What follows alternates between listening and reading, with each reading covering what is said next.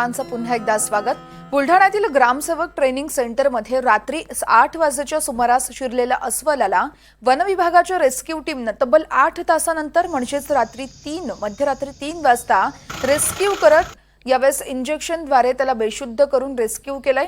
तर त्या अस्वलाची वैद्यकीय तपासणी केल्यानंतर काल संध्याकाळी 5च्या सुमारास अंबावरवया अभयारण्यामध्ये त्याला सोडण्यात आल्याची माहिती ही वनपरिक्षेत्रातील अधिकाऱ्यांनी दिली आहे।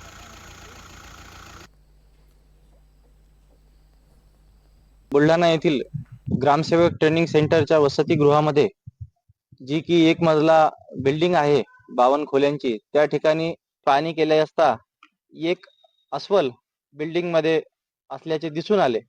सदर बिल्डिंगला असलेली एंट्री आणि एक्झिट वर पिंजरा लावण्याची कुठलीही व्यवस्था नसल्याने फिजिकल रेस्क्यूचे सर्व पर्याय पडताळून पाहिल्यानंतर केमिकल रेस्क्यू करण्याचा निर्णय घेण्यात आला व तब्बल 8 तासांच्या रेस्क्यू ऑपरेशन नंतर भल्या पहाटे 3 वाजता सदरची अस्वल ही केमिकली रिस्टेन करण्यात आली।